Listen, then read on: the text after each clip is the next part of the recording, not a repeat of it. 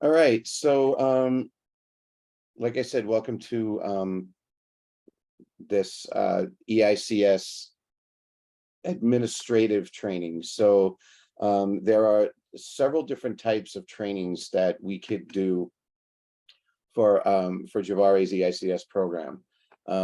This particular training, just to make sure you're in the right one, is designed to help people who are creating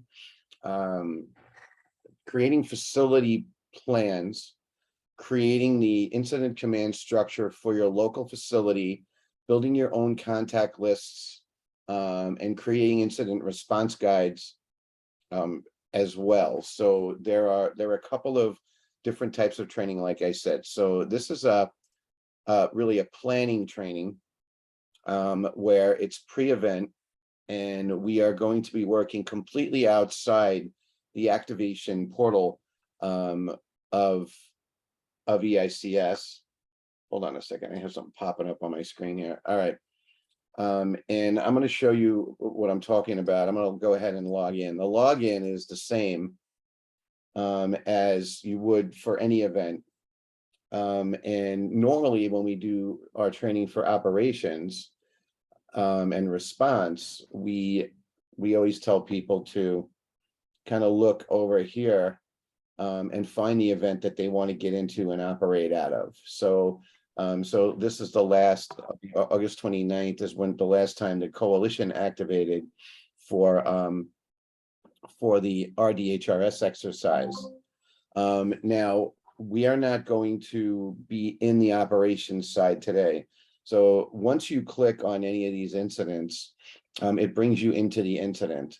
Okay, and we're going to be working across the top here in the planning, response, and recovery tabs, and so on. And this is why it takes a little bit more time. There are some new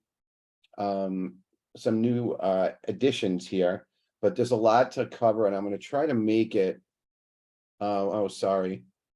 Hold on. Okay, so you should be seeing the eICS landing page now. And like I said, the login is the same. And instead of going into an event, we're going to be working across the top tabs here. So we're going to ignore the events that are occurring in eICS, because that is the response part. But what we're going to be doing is we're going to be creating our own world for our facilities. Now, most of you, if not all of you today, already have a facility made. So I'm going to bypass the creation of a facility. And if you need a facility created for your organization or facility and you don't already have one, email me privately, and we will get together and create a facility for you. But I'm gonna show you what occurs and what you need to do right after that facility is created, and then how to customize everything to meet the needs of your facility. So, you know, when you go into the SDHCC command module here, like let's just go into this event for a minute.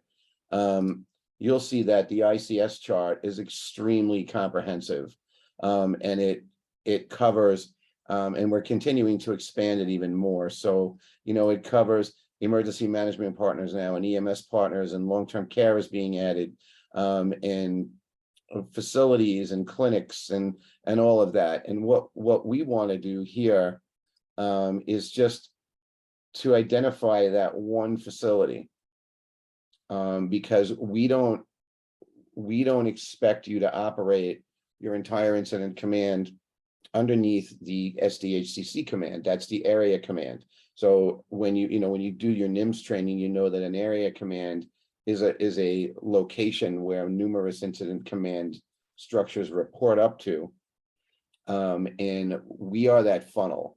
So the coalition command, where you will still log into as a liaison from your facility, will still be that funnel up to other partners. And we're working with the state of South Dakota Department of Health with ASPR, with RDHRS to define that very, very clear line of communication. So what we have done, many of you may have noticed, in the SDHCC command, we've eliminated all other eICS, all other incident command positions from facilities. So there's only one position to log into now, and that is really what we consider the liaison position. It's your facility liaison to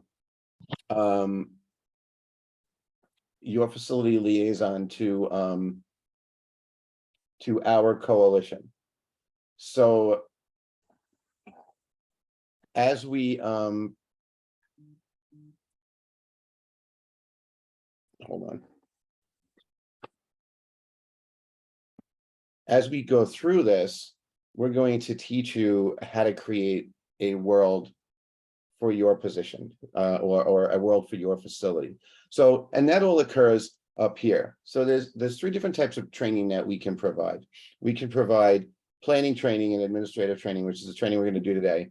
There's activation training, which is really focused on the right side here, where we hit create incident, and that's a very short training where we can teach people how to activate an incident. And that would be something that once you create your world or customize your world and update it after the training today, we can put together a training for people at your facility that, we can train 100, 200 people to create an incident and run through the different steps that it takes to actually launch an incident. And that way, that'll help you create some depth in your facility. And we can kind of take it from there. So, and then the third one is the operations training, which is the one we do most often, most frequently, and it's usually done a couple of weeks prior to a large exercise. So you'll see, but we do have them in our training and exercise plan, exercise plan. I'm sorry, but to be regular training. So we're planning on doing 2 admin trainings a year. We might enhance that and do more. We're planning on doing a number of operations trainings, and we're going to add the activation training in there. So today, what we're going to be working on is building out your facility and the different things that are required there. So what I went ahead and did is I created a training location for the Healthcare Coalition. And the way to find it is when you go in, and you may not have as many locations as I do, but when you go in, these are all the locations that the coalition either has oversight of or has view access to, and so on. So so there's all of these Sanford facilities down here, and there's all these coalition facilities here. And we have our coalition command up here. I created a facility called SDHCC training. So the first thing you'll need to do when you log in, if you see a bunch of facilities, is to find yours. Many of you will just have your facility or 1 or 2 others. But as administrators of this program, we see almost everything. So you find your facility, and we'll go to SDHCC training. And this is a brand new facility that I created this morning. So I only put in a couple of incident response guides. I only put in a very, very minimal number of incident command positions. And I did that purposefully because many of you on here represent critical access hospitals, and nobody on this call is from or is going to be using the pure HICS California model. So the HICS California model, which is what Juvare based their eICS on, is like there are like 78 positions. And sometimes when you're an administrator and you're working on this and you pop this open and there's 78 incident command positions, it is really overwhelming. So basically, what we worked with Juvare a couple of years ago to create what's called a CA facility model. And that's what you're looking at now, the CA template. And the CA template is just the top level positions for incident command. So you'll have your command staff. So you'll see the general staff positions here, planning, ops, logistics, and finance. And then up here, you'll see your command staff. So it's your incident commander, liaison, PIO, safety and security is an addition that's in there. So one of the things that you need to understand is that this is a database, okay, which means that all of these different sections, and you'll hear me call it, hold on, I got somebody live, I got a live mic. I'm going to mute everybody. So you'll hear me call this a database when I'm doing the training, that, you know, that the tables, every piece of data that goes into the system on the response side goes into a table. And once it's there, it's all related to all of the different tabs in the response side. And it's the same thing on the planning side. So the ICS chart is related to the incident response guides, is related to the contacts lists, because what you're doing is when you create your contacts list, you can potentially assign people to specific roles. Like you may assign your CEO to the incident commander role. So Susan, to answer your question, I didn't show any steps to get there. It's automatic and set up in your facility if we set up a new facility. So that's done at the creation of a facility. So that was done earlier today when I created the facility. So when you think about this, it's a good thing to sit with your team and at an emergency management meeting or a planning meeting or something to really talk about how you want to customize your incident command structure, what response guides you want. So like when you look at the Healthcare Coalition, we have a bunch of response guides that we don't use, but we have response guides that are level 3, level 2, level 1, level 1C. And those are the ones that we work off of, because when you see our triangle of response, we have literally 4 levels of response: level 3, level 2, level 1, and level 1C.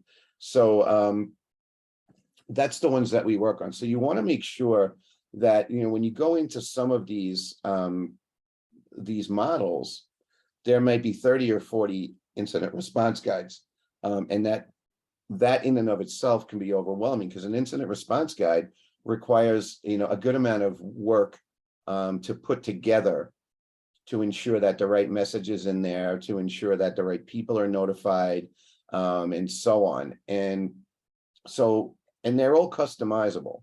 The whole thing is customizable. So if you don't like the name of something, you can change it. But the point of the matter, the point that I'm trying to make is when you're looking at, and I'm going to get into the contacts list in a bit. We'll spend most time in this first tab here. Planning, plan summary, libraries, contacts, etc. And you want to make sure that you continue to have a recall and an understanding that that the incident command chart, the incident response guides, and the contacts are all interrelated.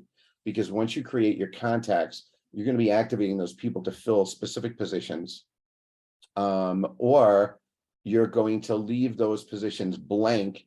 And it's really at your determining. We don't set any rules, so you determine how you want to do it.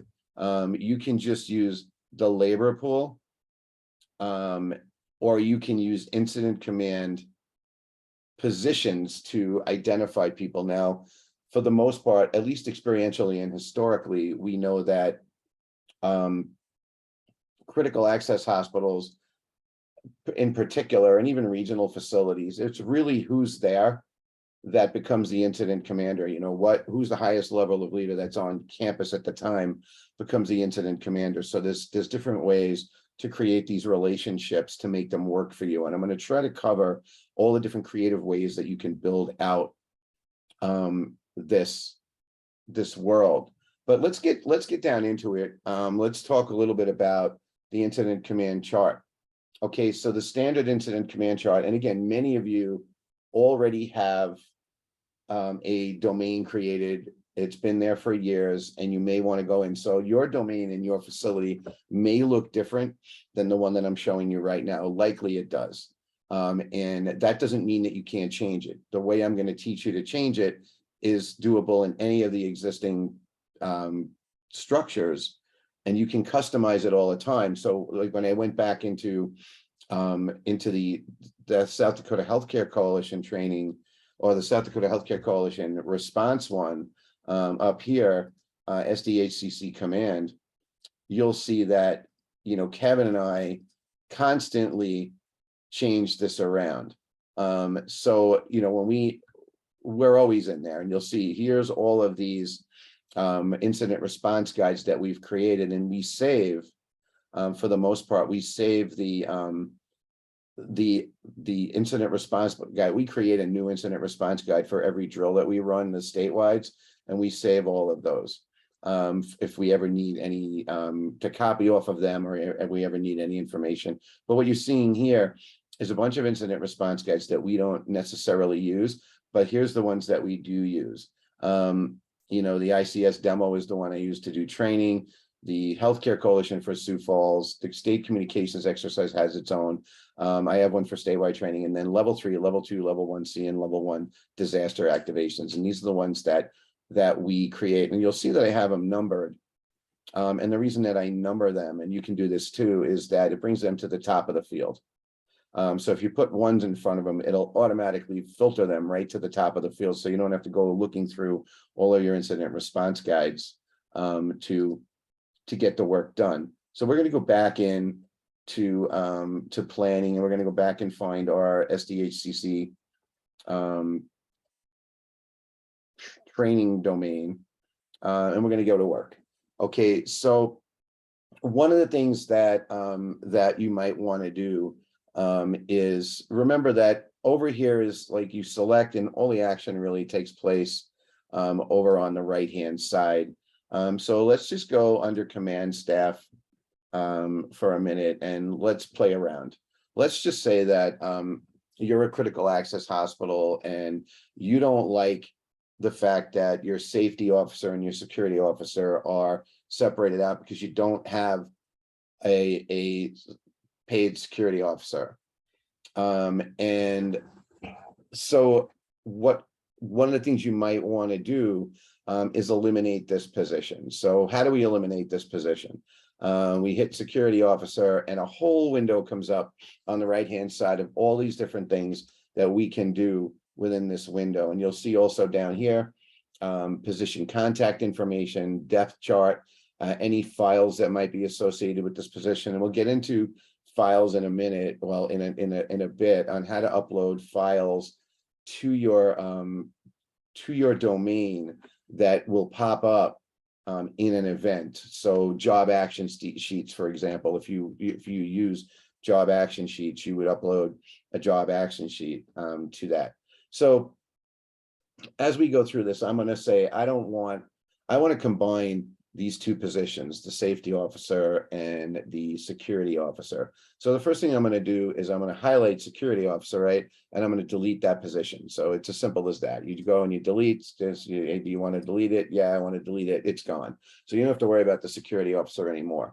But who's going to be in charge of security? Like, who's going to have oversight of that? So I'm going to combine those positions. And I'm going to take the safety officer and I'm going to make it a safety and security officer. So I'm going to go over here again to the right, and I'm going to hit rename position, and I'm going to go safety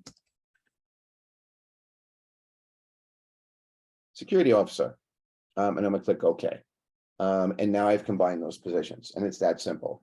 What if I want to, and I can do that anywhere in my command staff, my general staff, and so on. So I can have a public information officer, but let's just say my public information officer has some help, and it's from my marketing department. So I can add a subordinate as well. So under my public information officer position, I'm going to go and I'm going to add a subordinate, and I'm going to name it what it makes sense to me. So you don't have to go to the incident command Bible and find incident command titles. As long as you maintain your commands and general staff, like your incident commander, and so on, and your liaison position, you can name these anything you want to work for you. And that's the goal. I'm trying to keep you, under the belief and under the understanding that this is designed to work for your facility. So if standardized names don't work for you, then change the name. That's why we have the rename position model. But for here, I want to put 2 marketing people underneath my public information officer. And I'm just going to call them, I'm going to add a subordinate under PIO, and I'm going to call them internal communication. And I'm going to hit OK. And then I'm going to add another one called external communication.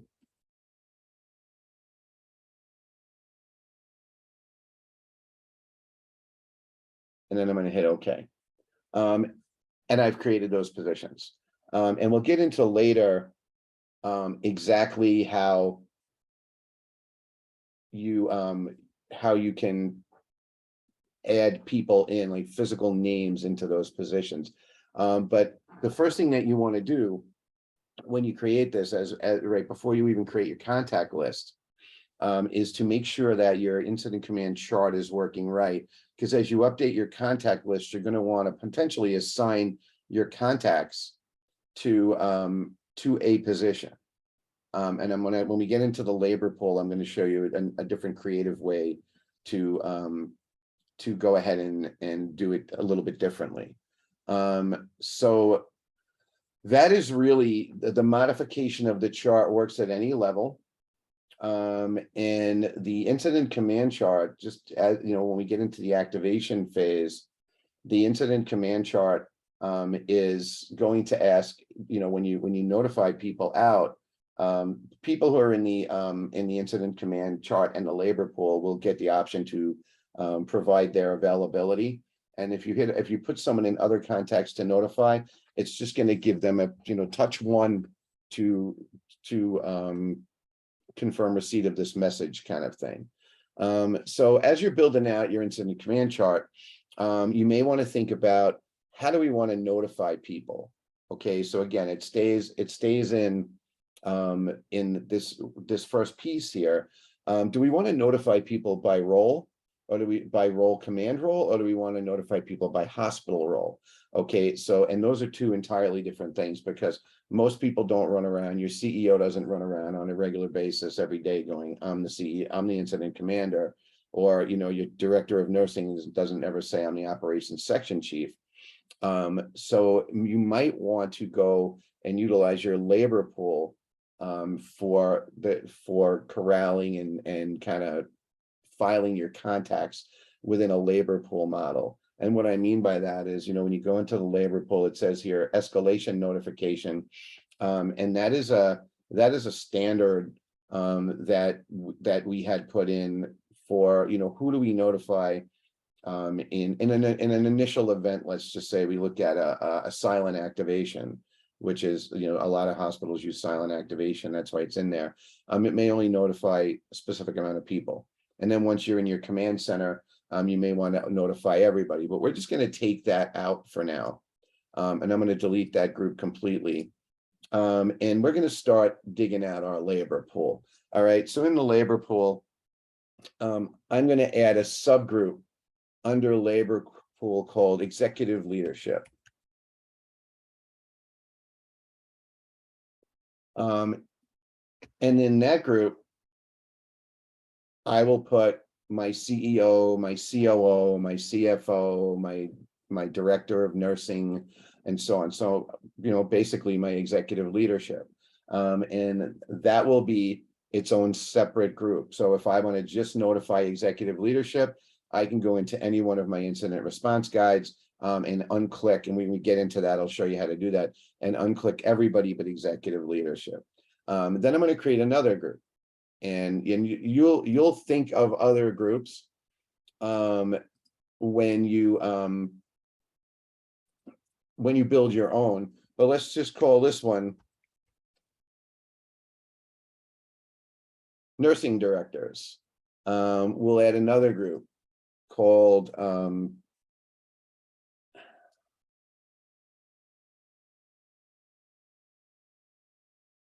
facility management, your maintenance folks. We'll add another group, nursing staff. We'll add another group, physician staff, and so on and so on and so on. And what you see what I'm doing here is I'm categorizing your staff in your facility into a labor pool. And that's going to be important later on when you create your contacts list as to defining, if you decide to do it this way, and a lot of places do, if you decide to do it this way, you'll be able to customize this with an unlimited number of subgroups. For, if you have a HVAC failure, you may not want to notify your physician staff and your nursing directors and so on, or your nursing staff, let's say, but you might want to notify your executive leadership and your nursing directors and your facility managers. So your staff may not get notified, but facility management may want to notify leadership and have a huddle saying, listen, the HVAC system is down. We're working on it. We shouldn't drop below, or we shouldn't go above in the summer, 74 degrees before we get it fixed, and so on. And it really depends on what's occurring, but you can customize this out as far as you want, and as detailed as you want. It can be as simple as you want, and you could just leave it just like this. You can have your, you can add another subgroup, your emergency management committee,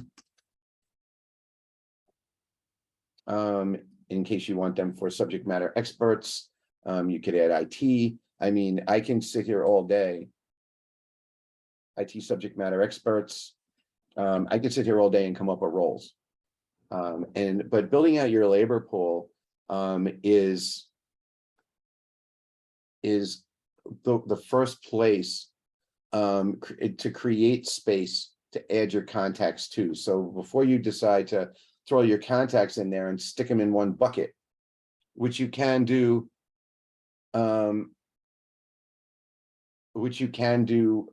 everybody who's sending me messages about having access to training, this is not interactive. You should not have access to this training model.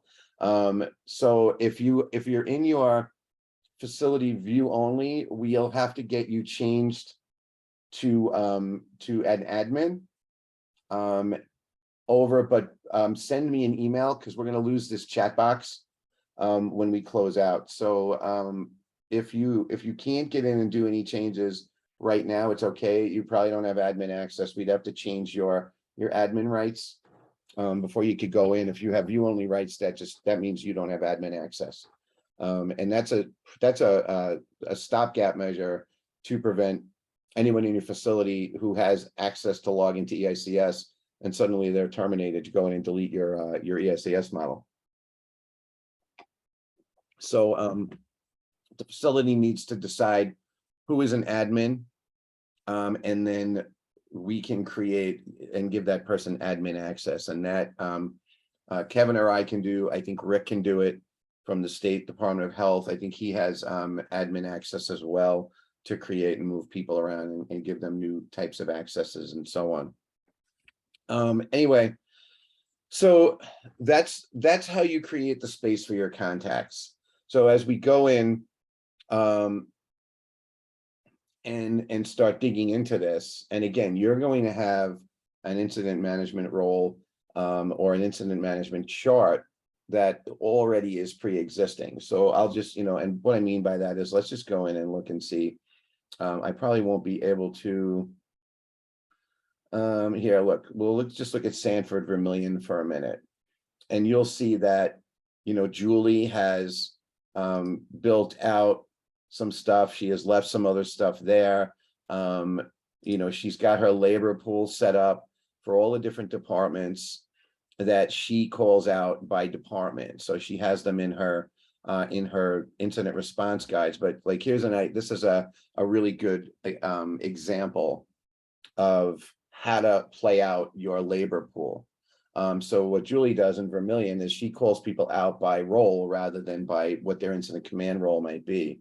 So, and again, this is really unique to each facility on how you do it. But this is a great example of how to really take advantage of the labor pool to create your labor pool model. So I just wanted to kind of show you that, if you go into these different facilities, every facility is going to have a different model. So this is Sanford Aberdeen, and their labor pool is set up similarly, but they call things different things. And it really, like I said, it's individual to you guys. So we'll go back into our training, and we'll go ahead and we'll talk a little bit about creating your contacts list. All right. And there's two ways to do your contacts. The first way to do your contacts is to do, you go to planning and then contacts, and there's no contacts, obviously, for SDHCC training. So what are you going to do? There's two ways to do it. You can add an individual contact by clicking add new contact, and you'll use their login email. So let's say ic@myfacility.com, and the first name is let's just say Greg Jones. All right, and then the organization that they're related to.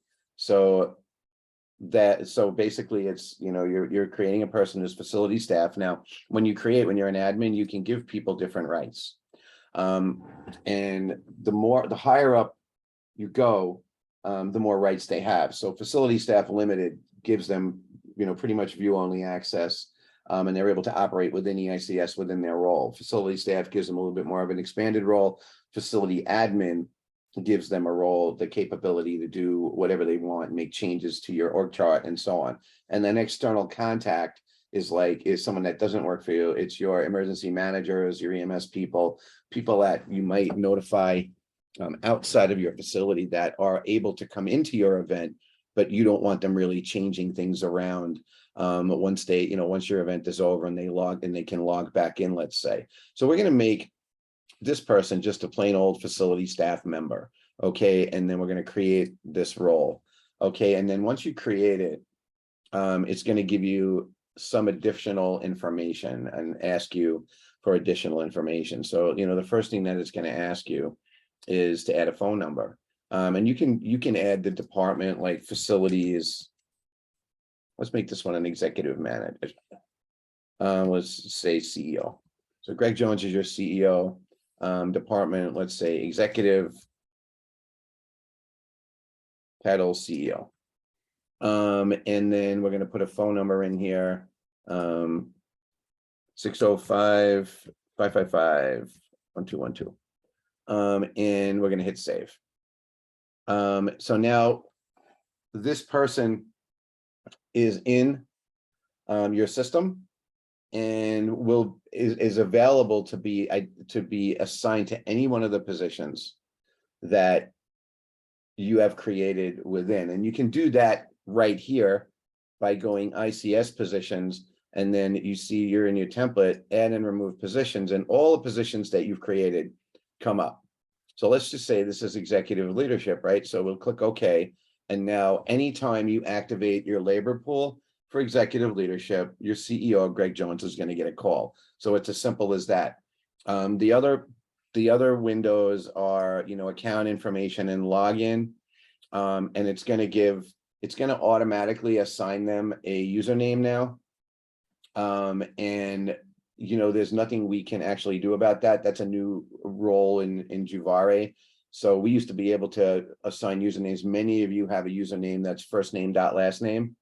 And those of you who have been around as long as I have in this have just your first initial last name and so on. So my login for Juvare for the South Dakota network is G Santa Maria 1. And it's been that for, as long as we've had Javare. So, but the system automatically assigns them a username and will send an email automatically when you create to ic@myfacility.com, asking them to set up a password. So we used to have to set the initial password. We no longer have control over setting up passwords, nor do we have control over changing passwords. That is on the user side. So if you can't get in, if your executive director can't get in, your CEO can't get in, they're going to have to go to the login page and hit forgot password. So we don't do that anymore. Javare made it all automatic. It's actually better because, you can't go in, some, rogue actor can't go in and change everybody's password by getting in the back end of this system. So now Javare has control of that. It's done at a higher level and a more secure level. But this kind of gives you information. If the person says, I don't know my username, you can go look them up and say, oh yeah, well, Greg, your username is IC12637. And then they can go and start working on logging in. And they usually can log in either using their email or their username. But that information sits here under account information for you to find. You can add notes. You don't have to, and you can add, like I said, ICS positions. And let's say, you wanted to say, well, labor pool isn't enough. Let's just say, I want to make this guy the incident commander too. So now this person has 2 positions, and you can add this person to multiple positions. If you have a position, you can add a person to a position. Now, my recommendation is the simplest way to do this is to use the labor pool model. And that way you don't have to worry about, when you create your IRGs, you don't have to worry about, oh, who's the incident commander? Who is this? You're just going to activate executive leadership, nursing leadership, facilities management, nutrition services, and so on for that particular event. And there's going to be, again, when we get into IRGs, you can create as many IRGs as you want. You can follow the coalition model and just use 4. And say, we're either monitoring, we're partially activated, we're fully activated, or we're in catastrophic response mode. You can really do that whatever you want. You can have an IRG for everything. You can have an armed intruder IRG, you can have a tornado IRG, you can do, again, whatever you want. But to keep it clean when you're looking at doing your contacts, it's probably easiest to just do it by labor pool, but it's absolutely positively your choice on how you manage that. You can put address information in, but you don't have to. It's not mandatory.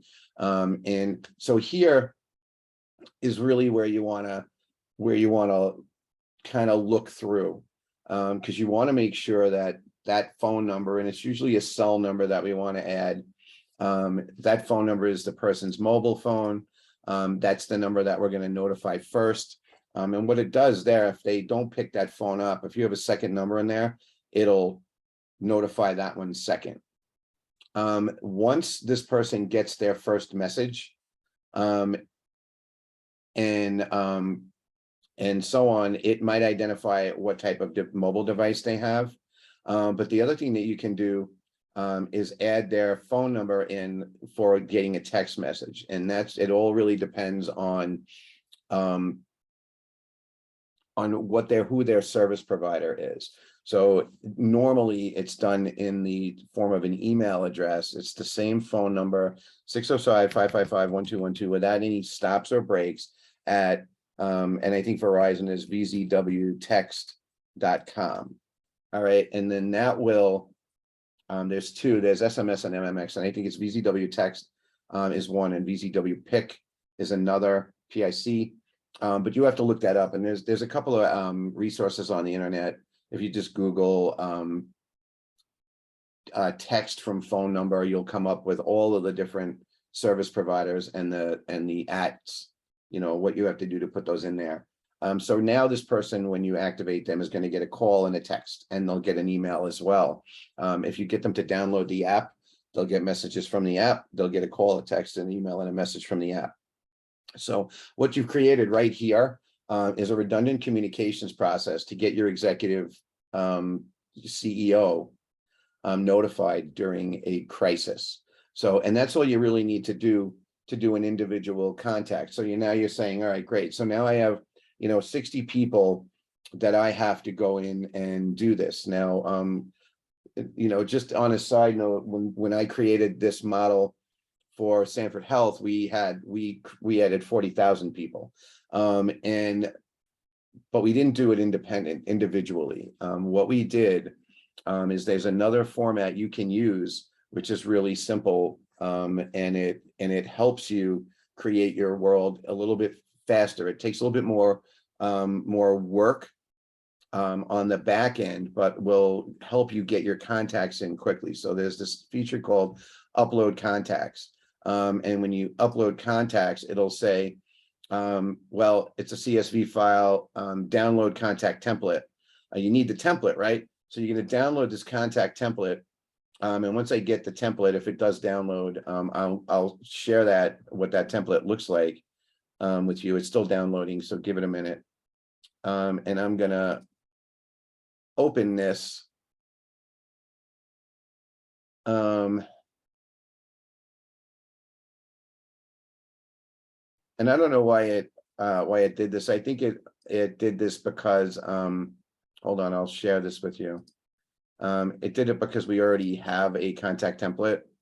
But your contact template might look different. So our contact template looks like this, but if you're going to get a blank contact template, and basically what you'll do is you'll see these across these all of these different things across the top, and this is where you can bulk identify. So you can find your CEO, and you know, so it's Greg Jones, department executive, title CEO, login email. So all of the stuff that you just saw on that frame in the framework is all here.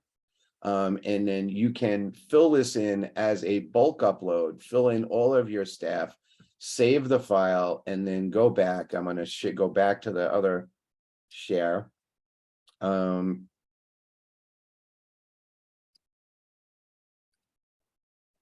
once you have that file, all you need to do is click select the file. You'll find your file, and you'll be able to upload that. And what it'll do is it'll filter through all of the contacts. It'll find errors and tell you, like, let's say you have in the contact list, there's an error in a phone number and you only have that. It'll flag all of the errors that you've made in building your contact list, prompt you to fix them, and tell you, like, this, you know, there's 35 errors and 200 lines and all of that. And then you can fix that. And then once you fix everything and upload it again, it'll tell you that everybody is acceptable, and then you can hit the upload button, and it'll put them all in, and suddenly it'll populate all of those people in this list, and then you can go through them one by one and make sure that, you know, the executive, CEO, and those people are in there. Now, the easier way to do that,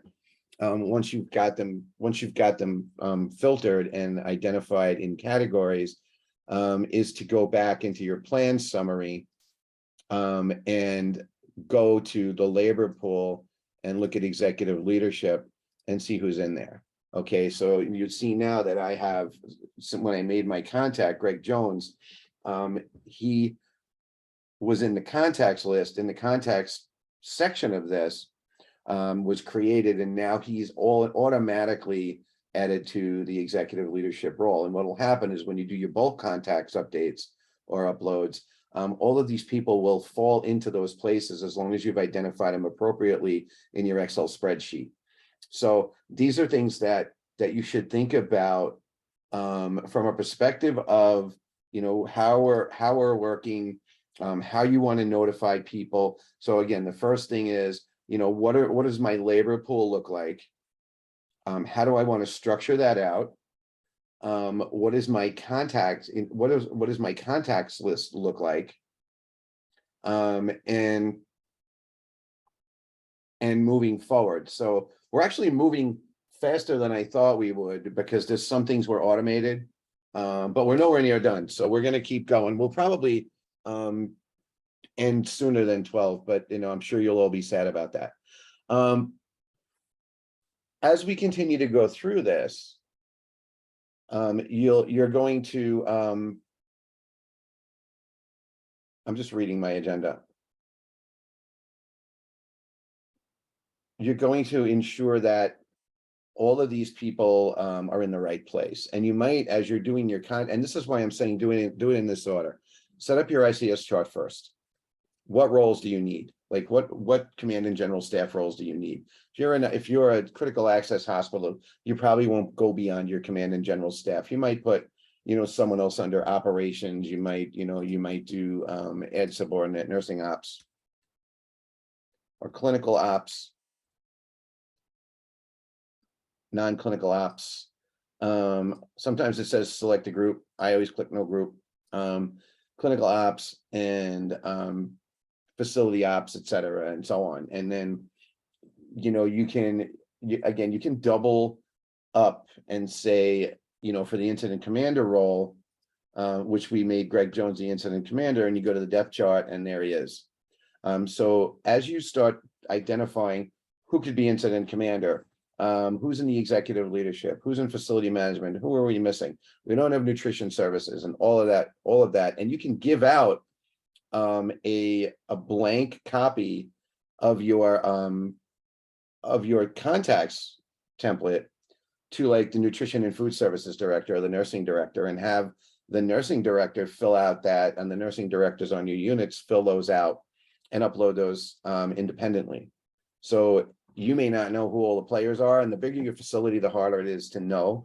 But if you have a meeting with your directors, your executive leadership and your nursing directors, and say, listen, we're creating a call list. Here's a template. Fill this out and get it back to me by, 2 weeks from Friday. And then once you get it back, you can go through it and make sure all the forms are all of the identifiers in the form are right, and then you can upload it. So there's no limit to how you can use a template and how many templates you can upload. Okay, so you can work it out that way. And then once you get them uploaded, you can then filter them and categorize them any way you want. But like if you go to nursing staff and you get a template for nursing staff, you want to make sure that in the template it says they're going to go in the labor pool under nursing staff, and it'll do it automatically for you. And it was not always like this. It's way more automated now than it ever has been, and it makes life a lot easier. But pre-event identification of positions is really important. What positions are we going to activate? What do you think we're going to be using? What have we done in the past? What don't we have? What don't we need? So you'll give your ICS chart a haircut. You'll add what you need, and then you'll kind of continue to move forward in creating your contacts. So now we know how to create a contact. And I'm going to look. Let me see. Just look in the chat box and see if anybody has any questions.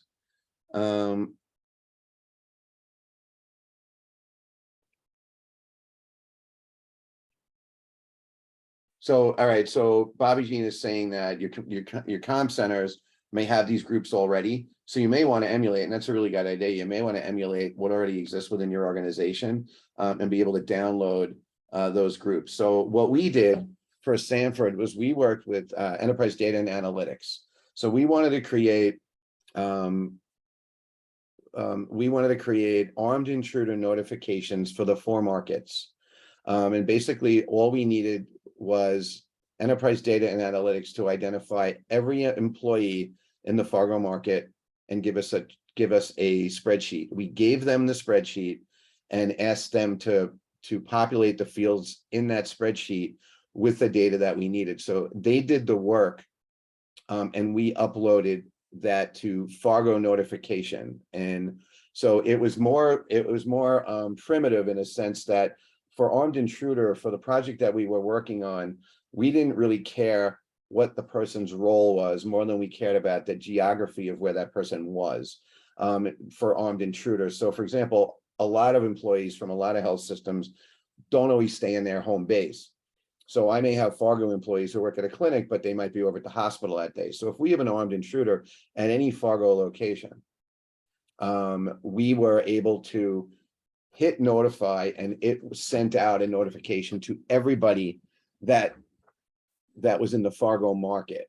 And in a lot of cases, what we had staff that came from Sioux Falls, corporate and so on, and they were all queued in to get armed intruder notification. So that was a bigger project. But what Bobby Jean is saying in the chat box is that a lot of these categories already exist, and it may be really beneficial to emulate what's already in existence at your facility so they match. So you can you can do updates every 6 months or every 3 months and so on.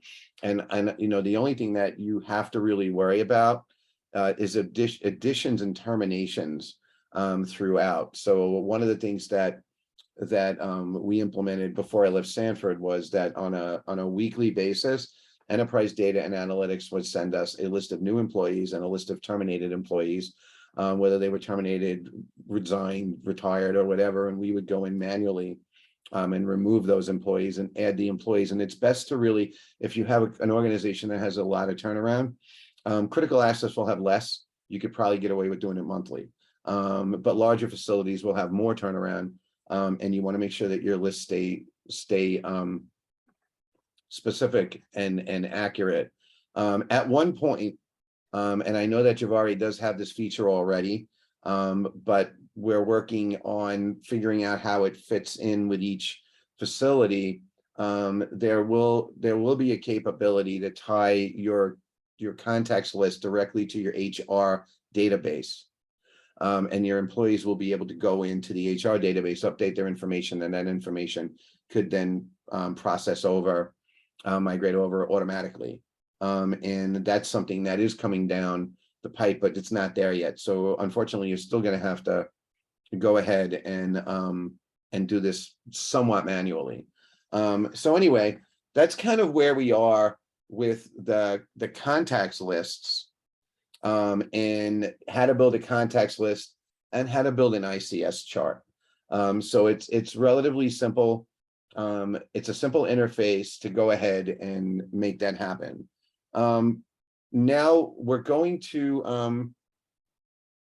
we're about an hour in. Let's take a 10-minute break, and we'll go into incident response guides, and eICS file library. So come back at let's make it a 7-minute break or an 8-minute break. Come back at 5 after 10 Central Time, 5 after 9 if you're on the west coast of South Dakota, and we will continue this magical journey.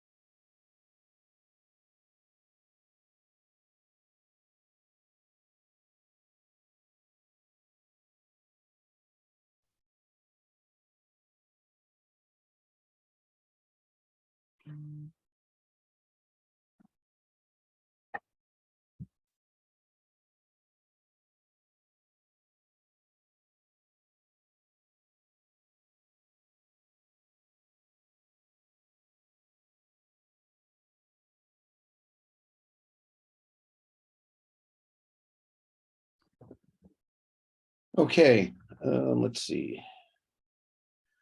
All right, welcome back, everybody. Again, questions in the chat box. We are going to move from the contacts list into creating incident response guides. So that's so basically you've created your command structure. You've begun building a contacts list, and have completed that. And now we need to build the actual call tree and notification side of things. So you've identified the roles, you've identified the people. Now you have to identify what events you're going to identify or activate them for. And that is incident response guide. So we're going to talk about creating an incident response guide, setting pre-existing objectives in the incident response guide, adding your contacts into the IRG, and so on. So so let's just kind of go into that, and let's just pick one randomly. I'll go to incident command surge, and so this is how the incident response guide is played out. You can do a couple of things. You can use canned information. So in this particular one, we're going to work through all of the different, what Javari calls draws. I call them section. And we're going to start by creating the incident activation. So when you get a Javari notification, it says, you know, this is an exercise. So-and-so command has activated for a level 3 disaster, blah, blah, blah, blah, blah. And here's all the information. Well, where does the incident information come from? It comes from this area right here.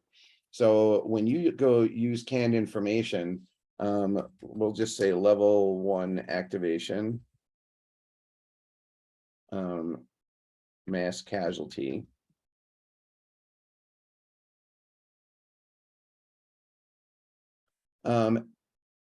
Whatever you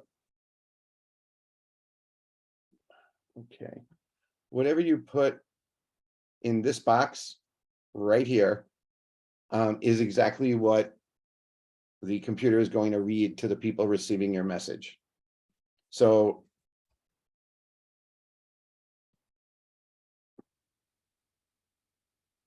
I'm just going to write a message in here.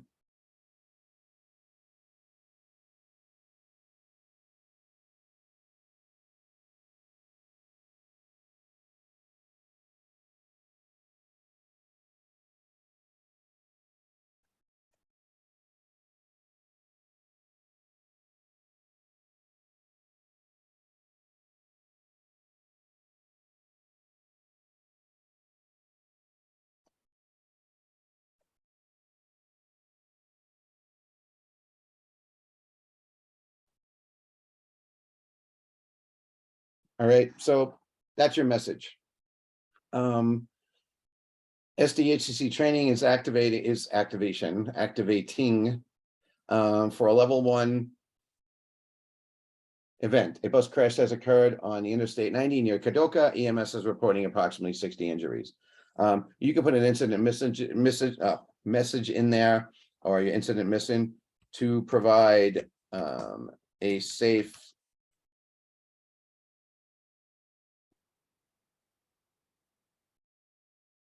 and efficient response, and then hit save. And that's it. So honestly, that's all you really need to do to get an activation out and a message out. And the only other thing you really need to do is to pick who's going to get this notification. Okay, so we go right back to our next draw. So we've created our surge. It's an MCI, it's a level 1. Here's the incident description. And what's good about this is that this is actually editable and customizable when you go into activation mode. When you hit create incident, you can change things around and change the messaging around before you send it. So this is kind of a canned thing that you would have in a lot of facilities, like for armed intruder. You know, if it's a single facility, it says, you know, an armed intruder has been reported on, you know, our Madison Healthcare Center, Madison Community Hospital campus. Please use run, hide, fight protocol or something like that. But in certain circumstances, you might want to customize the message. In many circumstances, you may want to customize the message. So the opportunity to do that. So once you get the message created, now you're going to go into who's going to get this message. Well, in this particular event, you're going to click over here. And again, here's your org chart. And anything that's over on the left is going to be over on the right. So as you build out, you're going to say, all right, so this is a large scale event. It's going to require everybody. So I'm just going to notify my entire labor pool. So you're going to click every box. And what this does is it will notify, automatically ping everybody that you have in every one of those areas and every one of those contact lists that have been identified, you know, within your categories. Okay, and then you're going to hit save. And now you've created an incident response guide. I can launch this right now, and anyone who's in my call tree will get it. I don't have to do any objectives. I don't have to do anything. You may want to add objectives to that. So when you go ahead and click on the objectives box, you might want to put standard objectives in that go into the objective screen once the event is up and running. If you don't add objectives, it's not going to not send. It's just going to, when you go into your event, there'll be no objectives. Some people like to put objectives in, like you know, assignment, all positions, add an objective, and then objective, ensure laptops are on in command center. Description, IT setup of technology for command is required. You're going to assign that to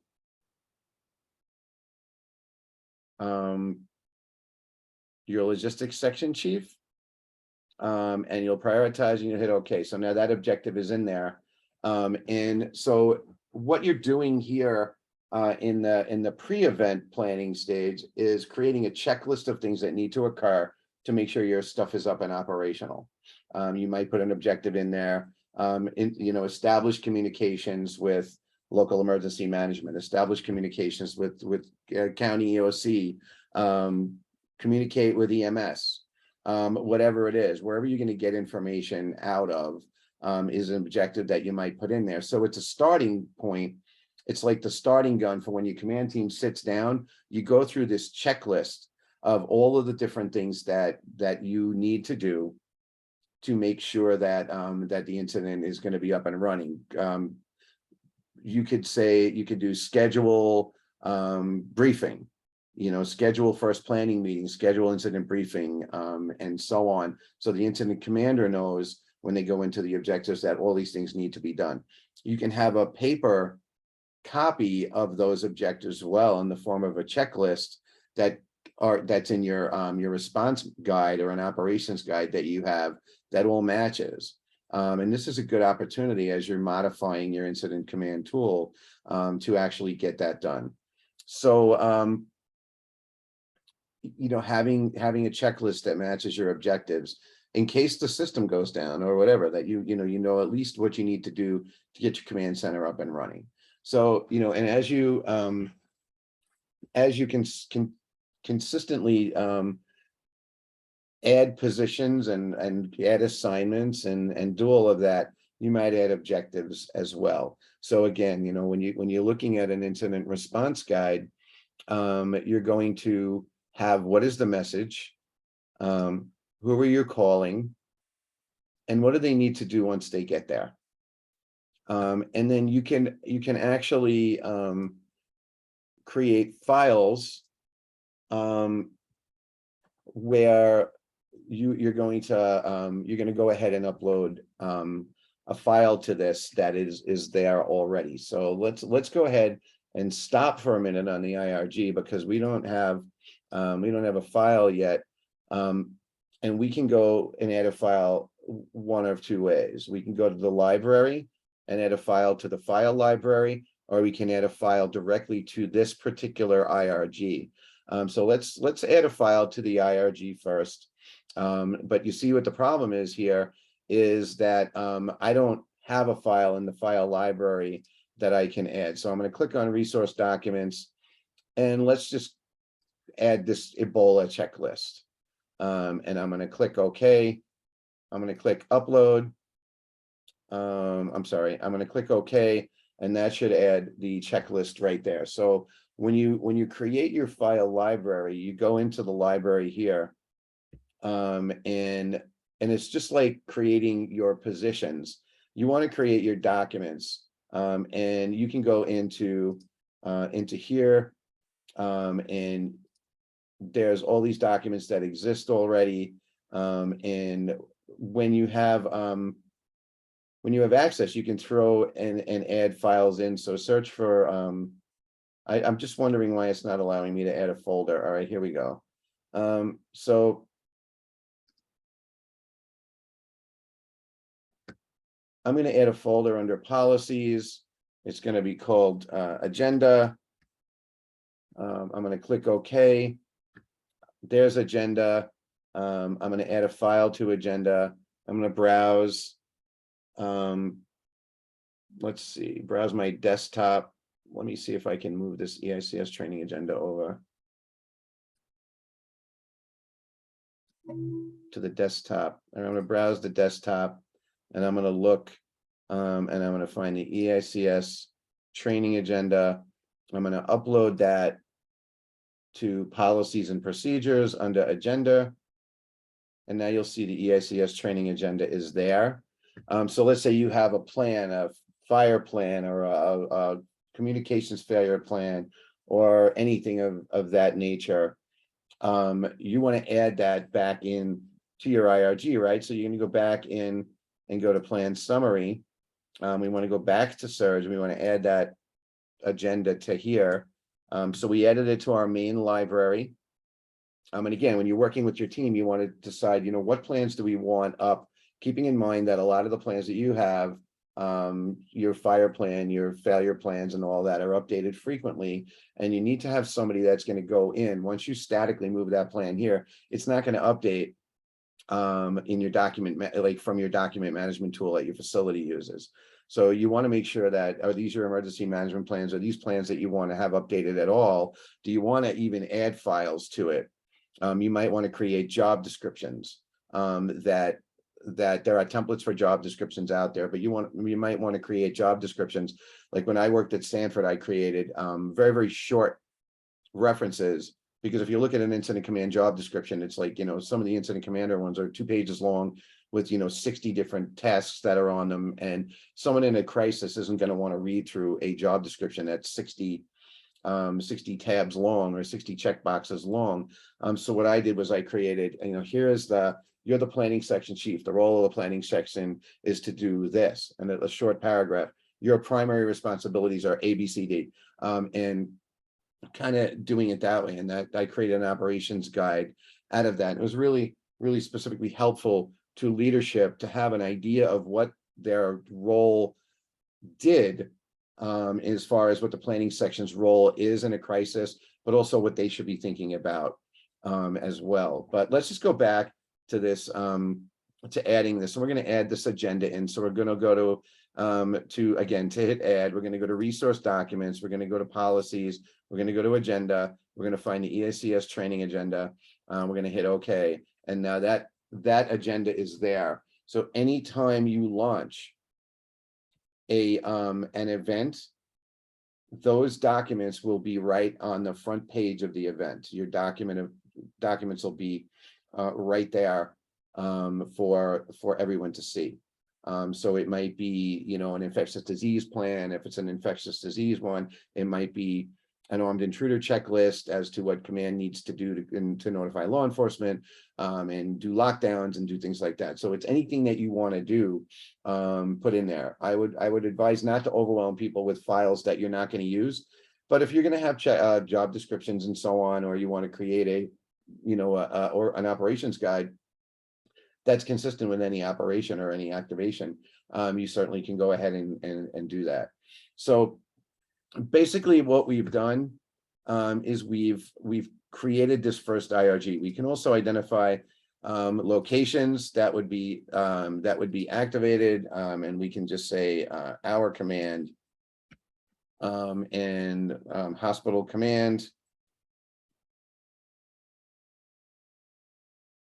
We'll put 310 West 18, which is the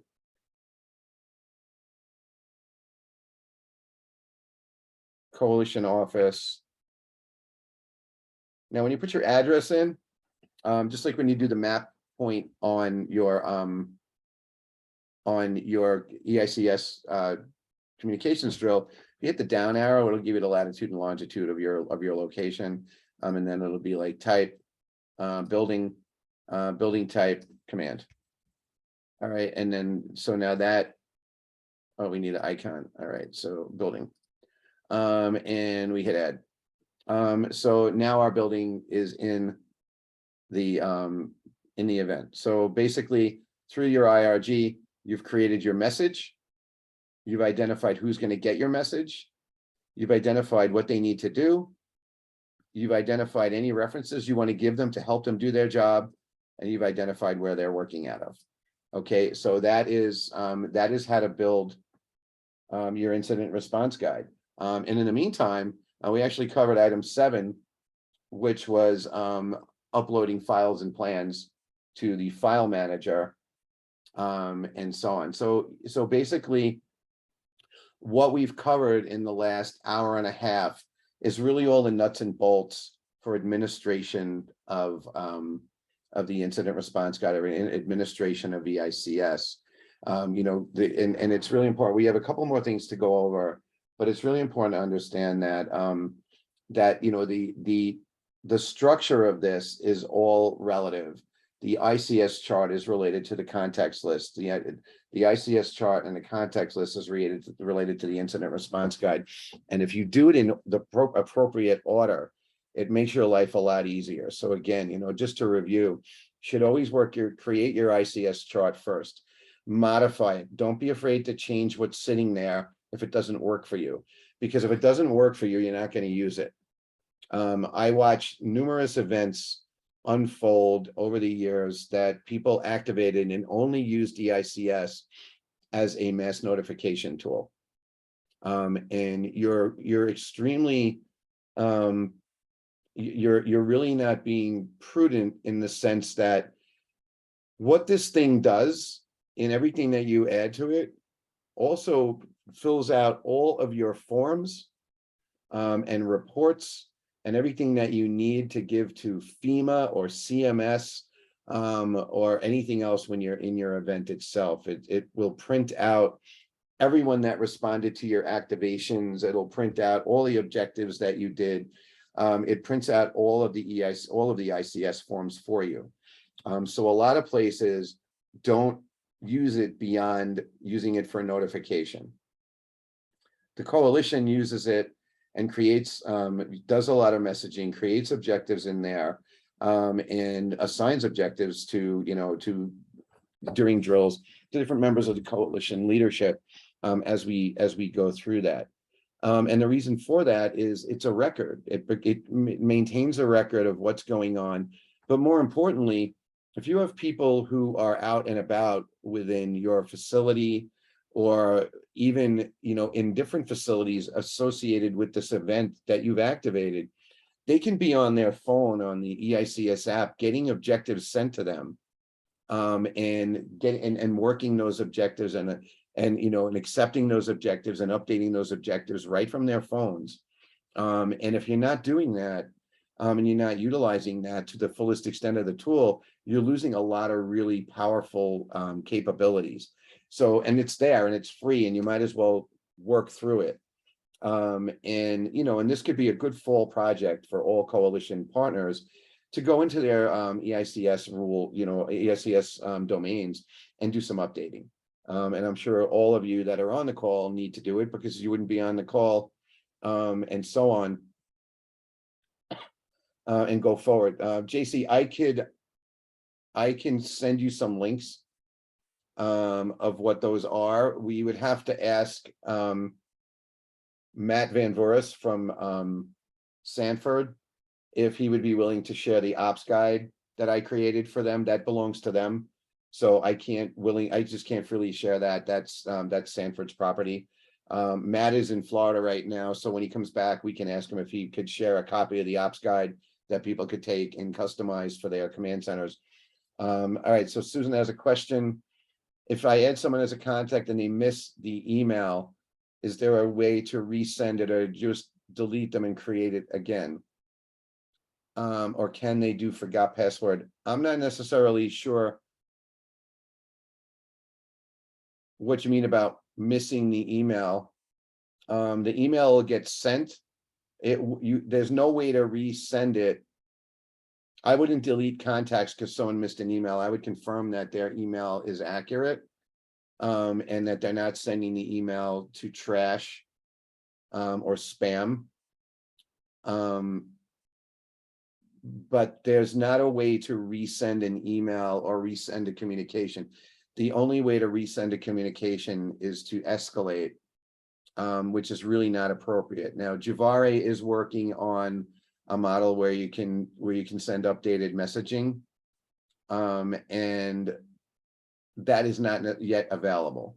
So more to come on that. But if they miss an email, they're gonna have to go and look for it. But there are other ways for them to get notified. So they're gonna get a call, they're gonna get a text, they're gonna get an email. If they have the eICS app, and they have a login, so your execs should all have the eICS app. And that I have somewhere I created a FAQ sheet on how to download and install and utilize the eICS app. It's like a one-pager for execs that I created somewhere along the line. And it's kind of like non-organizationally specific.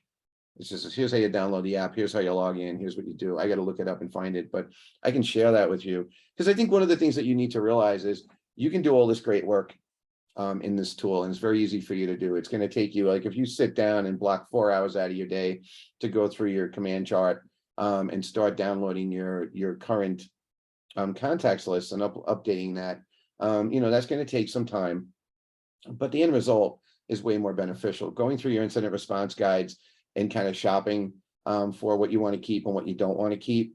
Like there is under facilities, most of the facilities have the full library of incident response guides. I only put 5 in here because I didn't want it to be overwhelming, but most facilities have the full set, and you can take those, and you don't need to use level 3, level 2, level 1. You can have specific incident response guides. Another thing that you can do, and these are static ones, you can create one from scratch. So when you go in, and we've had some static ones in there, but what if you want to create one for a flood incident? You can create new response guide. Just go to new response guide. You can type flood, IRG type. Let's see.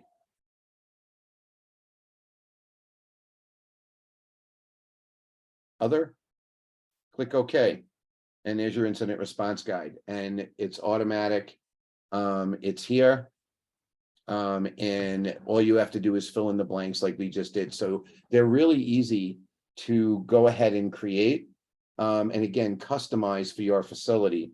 You can copy an incident response guide. You can rename an incident response guide. So what if I want my silent activation to be the one that's always on top? Well, all I have to do here is rename it to 1 incident command silent and save, and it'll automatically relocate to the top if you put a 1 in front of it.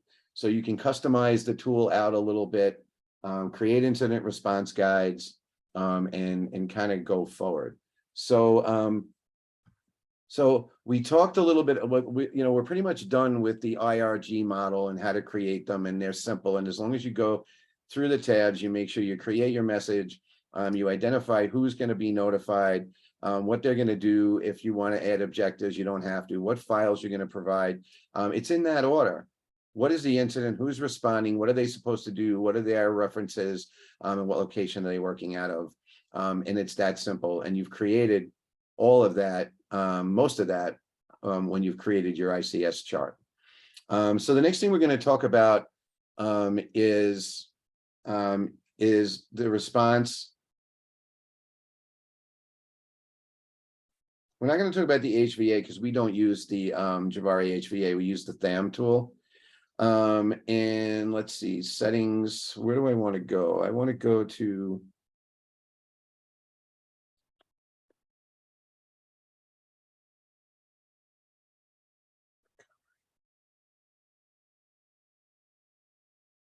where is it? Where is it? Where is it? I don't know that we can do it anymore. Customizing tabs. Let me see here. All right, so you go into your facility. So we're going to talk about tab customization. When you go into an event, you just pop out real quick. I'm going to go into our SDHCC command. There is a tab customization. So over here, you can have links. And we have, for the SDHCC command, a link to the CDC's website, and a link to Zoom meeting in there. And that's right off of your it popped up. I don't know that you can see this or not, but it popped up to the CDC website. So let me go back to sharing this just in case. So this right here, links, is customizable for you. And the way you get to that is you go out of your event, and you go back into plan summary. And we're back in, make sure you're in the right place. You go to planning and facilities.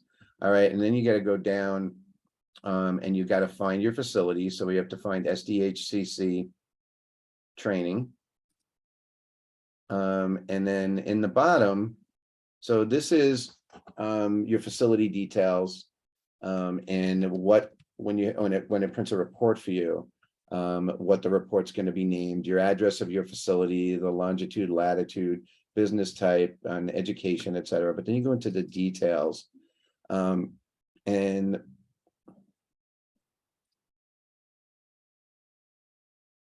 this is where you are. Hold on. This is where you add your incident dashboard type. So over here, you just you can put anything in here that you want. You can put links to the South Dakota Department of Health.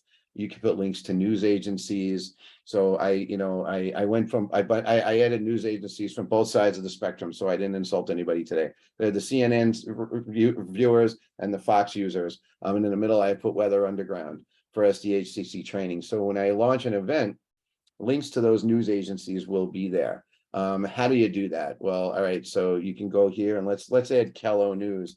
News, HTTPS www.kello.com. And now when I launch, the local news will be there. I may want to add the CDC, so I'll hit add tab, and type in CDC, and HTTPS www.cdc.gov. And when you think about the tabs that you want to add, the links that would be important to you, think about the incident. If it's a chemical incident, a hazmat incident, there are numerous federal agencies that have websites that you can go and link to, that the ATSDR, the Agency for Toxic Substance and Disease Registry, for one, has a multiple assets on their website for hazmat, and you can put their link right on your event. as you go in. So when you think about your dashboard tabs for your activations, think about the assets you might use: South Dakota Department of Health, the CDC, ATSDR, ASPR Tracy. There's just a bunch of stuff out there, local news agencies, the weather, the National Weather Service. We put Weather Underground. We used to use Weather Underground all the time because they had better radar capabilities. And now we're using weather at the command center. We actually have an entire monitor dedicated to weather apps. So we don't really need that anymore in eICS, but in your facility you might. So when you think about what dashboards and what links you're going to put within your system, they're all right here in your facility. So planning, facilities, and moving forward. So the next thing is the response tab, creating an incident. And this is, we're not going to create an incident here, but we can go ahead and show you how to do it. So create incident, that brings you to the same link as this right over here. So, and as you go through, we'll say it's an exercise. You're not going to have this many facilities, but this is a different training, SDHCC training. We're going to activate for silence. Since we did that, we're going to go continue. And you see it's counting down: 3 of 6, 4 of 6, 5 of 6, 6 of 6. I'm just going to warn you when we do activations that there is no "Are you sure" button. When you continue to keep hitting continue, it will ultimately launch. Allow sharing with state, yes. Provide incident details, flood, and then you can say description, SDHCC activating to support flood ops in Kadoka. We're picking on Kadoka today. And I wrote it wrong, KDOKA, and continue. And then you can put your phone number, your command center, and so on, and then hit continue. And then at the last page, it will ask you who to notify. Do I hit all? Do I just hit selected? Do I hit none? And so on. So as you click through, it'll ask you for the position names, or it'll say none. And then we'll go ahead and we'll start this without notifying anybody, and we'll go ahead and look at what we created in our exercise and what information comes up. So we'll start, and now we're in our event. You'll see that the ICS chart exists, and you'll see that in this IRG we activated these labor pools, so they're lit up. Our command staff is not, so we need to assign an incident commander as always, assign contact, and there's Greg Jones. So we're going to assign him as the incident commander. He's going to get notifications, and in our chart you'll see Greg Jones is now your incident commander, and this goes into operations training. But I just wanted to show you here in your links. Here's all the links that we put in, and what we see we need to do is when we go back is we need to identify what news agencies they are in the links. So as I go back out of the training piece, and I go into my facilities, I'm going to go back into my facility now, and go to SDHCC training, and I'm going to do this CNN News. I'm going to do Fox News. I'm going to do Kello News. And then I'm going to hit save. Now, I'm not sure it's going to change in an active incident, but let's go take a look and see if it does. We'll go to links, and it changed it. So now if you want to go to CNN, you click on CNN News, Fox News, Kello News, CDC, weather, and so on. And this list is, can be as long as you want it to be. So that's one of the ways to customize your dashboard links and move forward. The other thing is that you can conduct a test, and if you want to just conduct a communications test within your facility, You can click when you have all your candidates in there and you have it all done, you want to test and make sure. And this, I would recommend you do it in stages. So I would say you work on your incident command chart, you create your contacts list. Once you create your contacts list and your IRGs, you can go back in and you can send an email out to your leadership and everybody that's on that list. Send a bulk email out to your facility saying on, September 30th at noon, we are going to be conducting a communications test. Please respond accordingly on your phone or an email or whatever as you get messaging, and so on. And you can initiate the test and it'll just come through. At that time, it'll just come through and it'll say, you'll just initiate a communications test rather than launching an IRG to do a test. So that's how you test your call tree and so on. And then the other thing that you can do is review your incidents as an admin. So when you go in and let's say you want to go back and you want to say, you need to print these incidents out, or you need to show CMS that you have incidents. Let's just go into the plan summary for the coalition.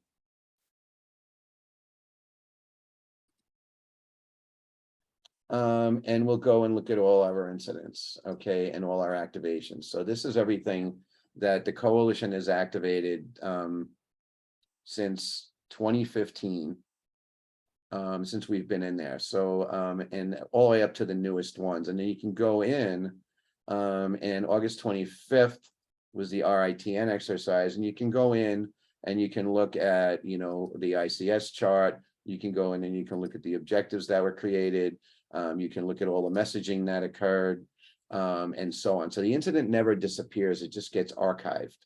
Okay, and then there's an improvement plan that you can do, and you can add an improvement item. So once the incident's over, you bring your team together, you go through the incident, and you can continue to add your incident improvement items, assign people, and deadlines and timelines. But interestingly, you can also print an after action report, and you're going to go to the incident reports page, and you'll be able to print your after action report, and it'll tell you all the different things that were in there. But more importantly, when you go to incidents and then you view, let's go back here, you can print forms out, and here's your ICS forms. So one of the things for this event is, let's look at the response tracker. So I'm going to tell it to print me out a response tracker. So you may want to do some research on how many people responded to your calls and so on. And I'd like to do it in a Word doc so I can customize things. And I'm going to hit OK. It's going to download that. Then I'm going to open up the document that it's right now it's creating it. Just you may or may not be able to see what I'm seeing, but it's just a blank page. And then it's now downloaded a response tracker. I'm going to open that and show you what that looks like and share that with you.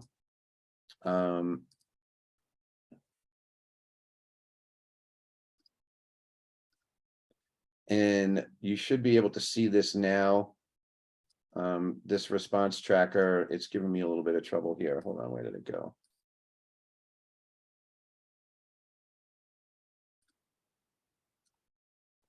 And you can go through everybody that was called, and you can see whether they responded, whether they confirmed, and so on. And if you want to take the time, you can count people on your 39 pages, and you can say, here's how many people have responded, here's how many didn't respond, and so on. But this is your communications record. This is proof to CMS and anybody else that you notified people at this date and time. And then this is the date of the event, the closing of the event, and the operational period. And it just shows the date up here that you created, and I can rename this document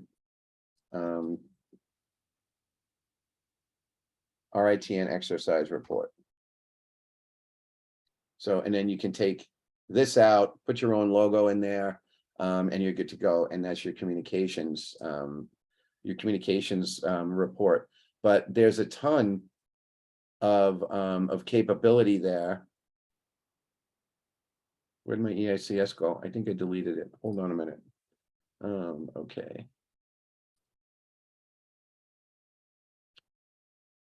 Hold on.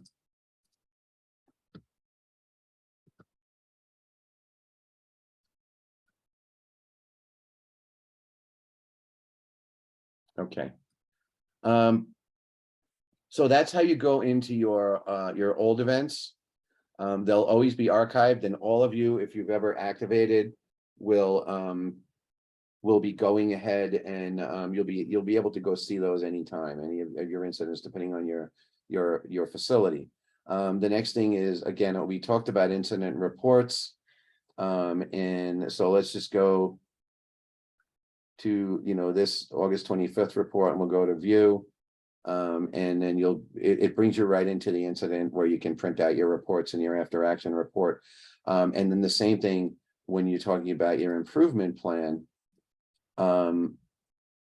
you can go ahead and look through your improvement plan. So SDHCC command, there are some improvement plan items that are still open from 2017 that that came out of the May exercise in 2017. And everybody that's assigned these are no longer works for the state, with the exception of Carol Taylor. So Carol, you're responsible for all of these now. But basically you can have a running improvement plan that is not necessarily related to an event more than it is related to your facility. And what I used to do was use this improvement plan at the emergency management meetings as an agenda for the emergency management meetings. So you can create your improvement plan post exercise and work on that as agenda items in your emergency management meeting. It may not be your whole meeting, but you might want to spend a half an hour in your meeting going through improvement items from your previous exercise. And some items will be immediately fixable, and other items might take a year. But you can continually do updates in your improvement items. So like in here, manage infectious remains, you'll see that there was there's a history here of things that have occurred. And then I can edit and I can add more. And I can add another item here, close this, and kind of hit save, and then go back and look at the history, and it should be me, Greg Santa Maria, created an improvement item on September 29th.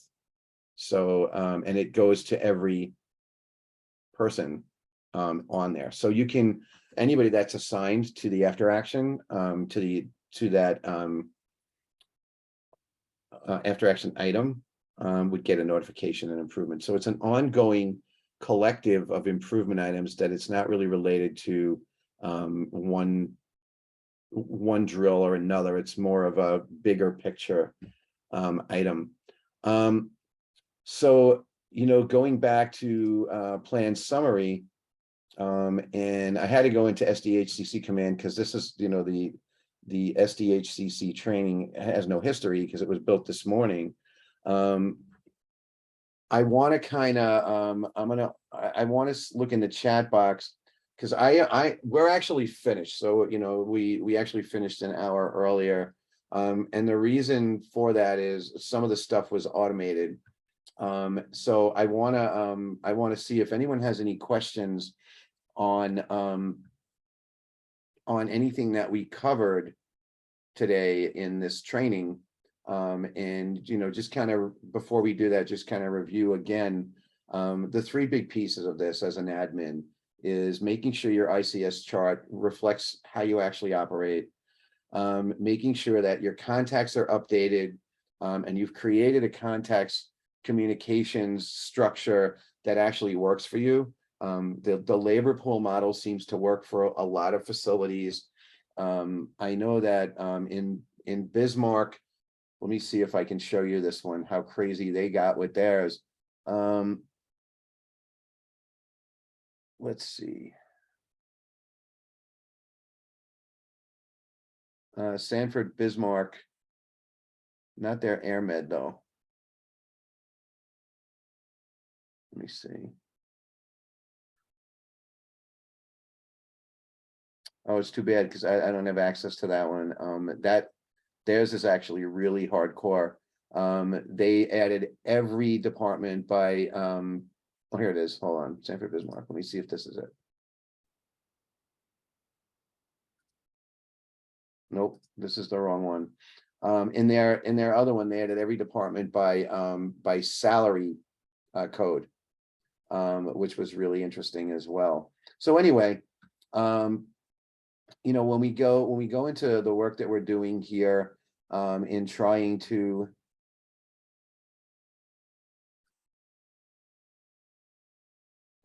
create a world for your own personal facility. The work is involved, but it's not impossible. No, saving the incident description and selecting who receives it does not send it out. You have to physically run through the process of creating an incident. So, you know, when you go into your incident response guide and you do all these saves and stuff, it does not automatically send out anything. So, which is good because you'll be updating this stuff on a regular basis. So, are there any other questions related to anything that we covered this morning?